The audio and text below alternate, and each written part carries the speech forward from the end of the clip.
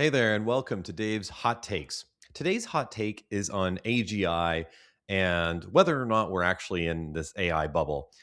If you've been following my writing and, of course, following the pod, I go kind of back and forth on this all the time. On the one hand, I'm really interested in AI and I think it's very powerful. And, I think it has, if we're believing what we're being sold, eventually has the potential to like cure cancer and get us light speed travel and give us fusion power and so on and so forth. And on the other hand, though, AI really falls down on its face sometimes. I use it a lot in my everyday work, and I find sometimes it just misses the mark entirely, or even worst case, provides misleading information. And of course, it's a thing too, based on what we know from Anthropic, that sometimes AI lies. I suppose on the other end there too is also the possibility that AI becomes Terminator. But anyway, that's totally different. So I'm starting to actually kind of shift towards maybe we're actually in a bubble. And the reason for that is a bunch of top signals.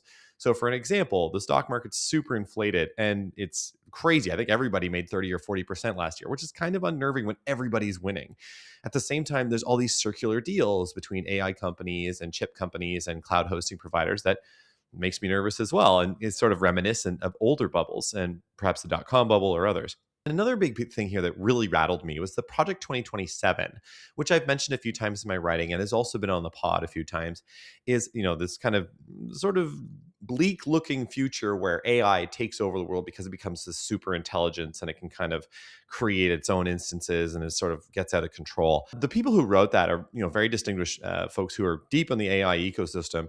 And originally it was going to happen in 2027. That's why it was called Project 2027. Then they actually bumped it out to 2028. And now they bumped it out to 2034. And so I was kind of like, hey, wait a minute. That's actually a huge difference. So I'm actually wondering now if we are approaching maybe a practical limit on how well AI can actually help businesses, especially small businesses, which is the vast majority of the economy, and probably you listening today.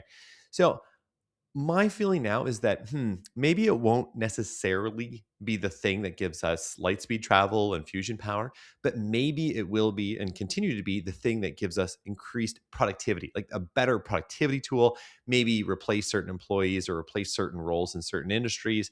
And then there's this whole other question of how it's going to work with robotics later and how that's going to change the economy. But I'm just not certain that this is going to be this incredible silver bullet, the last invention that humanity ever needs. What's your hot take on that?